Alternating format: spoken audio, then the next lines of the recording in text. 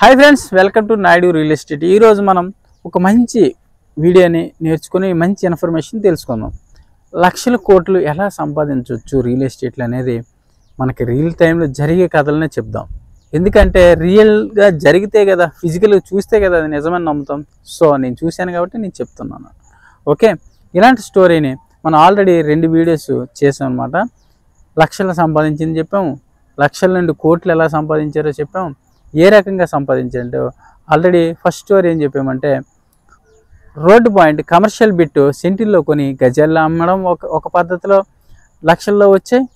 రెండో వ్యక్తి చాలా జాబు మానేసి వచ్చి ఈ ఫీల్డ్ని నమ్ముకొని 4-5 సంవత్సరాలు వర్క్ చేసి మీడియేటర్గా ఆ డబ్బులతో ఒక వెంచర్ తక్కువగా వచ్చే వెంచర్ని కొనుక్కొని మళ్ళీ బిట్లు వేయడంతో లక్షల్లో లాభాలు వచ్చాయని చెప్పాం.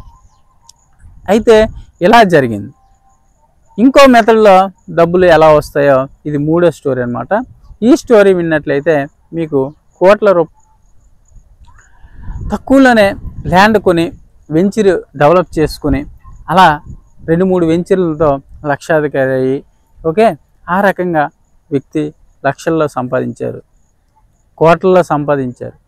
అయితే ఇప్పుడు థర్డ్ స్టోరీ ఏంటంటే కొన్ని రోజుల్లోనే కోటీశ్వరుడు అయ్యారన్నమాట ఒకే వెంచర్తో. అది ఏంటి స్టోరీ? ఓకే, ఈ స్టోరీ ఏంటంటే రైతుల దగ్గర సాధారణంగా ఎలా వస్తుంది, తక్కువ రేటుకి ఆ గ్రామంలో ఏ రేటు ఉంటుందో ఆ రేటుకే మనం కూడా కొద్దిగా మార్జిన్ వేసుకుని బయట వ్యక్తికి ఇచ్చేస్తాం అన్నమాట. సో అలాంటి సిచ్యువేషనే ఈయనకి ఎదురైంది అన్నట్టు. ఈయన ఏం చేశాడంటే 100 ఎకరాలను ఓకే ఒక 40 లక్షల లెక్క, ఎకరా 40 లక్షల లెక్క ఒక 100 ఎకరాలు కొనేసాడు అన్నమాట.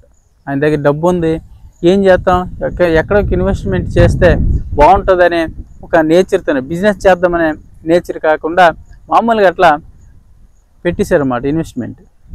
అలా ఇన్వెస్ట్మెంట్ పెట్టేసి ఏం జరిగింది, ఎవరైతే బుడా డెవలప్మెంట్ చేస్తారో, ఎవరైతే డిటిపిసి డెవలప్మెంట్ చేస్తారో ఇలాంటి వ్యక్తి వచ్చి ఒక బడా సేట్ వచ్చి ఆ 100 ఎకరాలను కూడా రోడ్డు ఆనుకుని ఉందని మనకి ఎకరా 90 లక్షల లెక్క కొన్నారన్నమాట. ఎంత మార్జిన్ దొరికింది ఆయనకి, ఎంత మార్జిన్ దొరికిందంటే డబల్ మార్జిన్ దొరికింది అనమాట. కొద్ది రోజుల్లోనే ఒక 1 or 2 monthsలోనే ఒక నైట్కి నైటే కోటీశ్వరుడు అయిపోవడానికి రియల్ ఎస్టేట్లో ఇదే అనమాట. ఇలాంటి సిచ్యువేషన్స్ ఒక మనిషికి ఎదురైనప్పుడు కోట్ల రూపాయల సంపాదన పెద్ద లెక్క.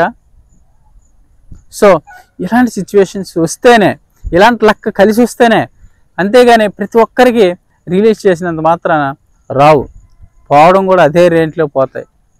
ఓకే, అదే రేంజ్లో పోతాయి. ఎందుకంటే అలాంటి తప్పులు జరిగేటప్పుడల్లా పోతూ ఉంటాయి అన్నమాట. అలాంటి తప్పులు ఏమిటి అనేది కూడా నెక్స్ట్ స్టోరీలో మేము చెప్తాం. మన ఛానల్లో మనకు స్కిప్ చేయకన్నా ప్రతి స్టోరీ వినండి. మంచి నాలెడ్జ్, అంటే డబ్బులు ఎట్లా ఎంత ఈజీగా వస్తాయో అంత ఈజీగా పోవడానికి కూడా ఎక్కువ ఛాన్సెస్ ఉన్నాయి. దాన్ని హోల్డ్ చేయాలి. మన దగ్గరికి వచ్చే డబ్బుని ఏ రకంగా సేవ్ చేస్తే, ఏ రకంగా ఇన్వెస్ట్ చేసి వేరు ప్లేసులు పెట్టుకుంటే కానీ హోల్డ్ అవడు. డబ్బు సంపాదిస్తారు ప్రతి ఒక్కడు. 1,00,000 రూపాయలు సంపాదించినాడు చివరికి రూపాయి లేకుండా బతికే జీవితం ఉంది. 20,000 సంపాదించినాడు ఆ లైఫ్ని చివరి అయ్యేసరికి హ్యాపీగా బతికేది. ఎందుకు తేడా ఏంటి? ఇద్దరి మధ్య సేవింగ్ అనే ఒక తెలియని ఇంటర్నల్గా జరిగేది అనమాట. అంటే ఈడు ఇలా చేస్తున్నాడు వాడికి తెలియదు, ఆడు ఇట్లా పాడైపోతున్నాడు వాడికి ఎప్పుడో తెలుసు. 1,00,000 రూపాయలు సంపాదించినాడు 20,000 చెప్పేస్తున్నమాట, నువ్వు ఫైనల్ అయ్యేసరికి నీ లైఫ్ కష్టాల్లో పడిపోదని. మనీ అంత ప్లాన్డ్గా లాంగ్ టైం ఎవరైతే ఏదైతే సేవ్ చేసుకుంటారో షార్ట్ టైంలో ఇలా రావాలి తప్పితే, షార్ట్ టైంలో నైట్కి నీకు లెక్క కలిసి నీ భూమిని ఎవడైతే ఎక్కువగా కొంటాడో ఆ రకంగా వస్తుంది తప్పితే ఏ రకంగా రాదు. సో దీనికి రియల్ ఎస్టేట్లో అందుకనమాట ఏనుగు మాంసం అంటారు రియల్ ఎస్టేట్ని. అంటే వస్తే గుట్ల వస్తుంది, పోతే అంతే రకంగా పోద్ది అనమాట. సో ఆ స్టోరీ కూడా మీకు చెప్తాను. ఒక వ్యక్తి కరోనా తర్వాత ఎన్ని ఇబ్బందులు పడ్డాడు అనేది. సో ఈ స్టోరీ మీకు తెలిసింది కదా.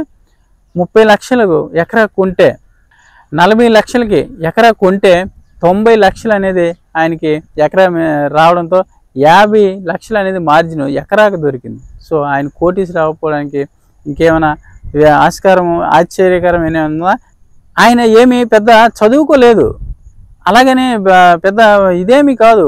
ఆయన ఒక వ్యాపారస్తుడు. ఆయన డబ్బుని ఒక ప్లేస్లో ఇన్వెస్ట్మెంట్ చేశాడు. ఆయనకి లక్ కలిసి వచ్చింది, డెవలపర్స్కి అది ఇష్టపడ్డారు, ఆ రకంగా కొన్నారు. సో ఆ రకంగా షార్ట్ టైంలో డబ్బు వస్తుంది, కానీ ఆ డబ్బును కూడా మనం కరెక్ట్గా నిలబెట్టుకుంటూనే ఉంటుంది. ఎందుకంటే అది ఫ్రీగా వచ్చేసరికి మనిషి అనేవాడు చాలా ఈజీగా దాని మీద ఆశే ఉండదు అనమాట. అంత ఫ్రీగా ఖర్చు పెడతాడు, పర్మనెంట్గా ఎక్కడో ఒకటి దొరికి లాస్ అవుతారు అన్నమాట. సో అలా డబ్బులు సంపాదించడం కూడా మళ్ళీ లాస్ అయ్యారు. సో ఎక్కడ పడితే అక్కడ కొనేసారు అన్నట్టు. ఆ రకంగా కూడా లాస్ అయిన వాళ్ళు చాలామంది ఉన్నారు. కాబట్టి డబ్బు అనేది చాలా పవిత్రమైనది. దాన్ని ఎంత మనం గౌరవిస్తే మనల్ని అంత మంచి స్థాయికి తీసుకెళ్తుంది.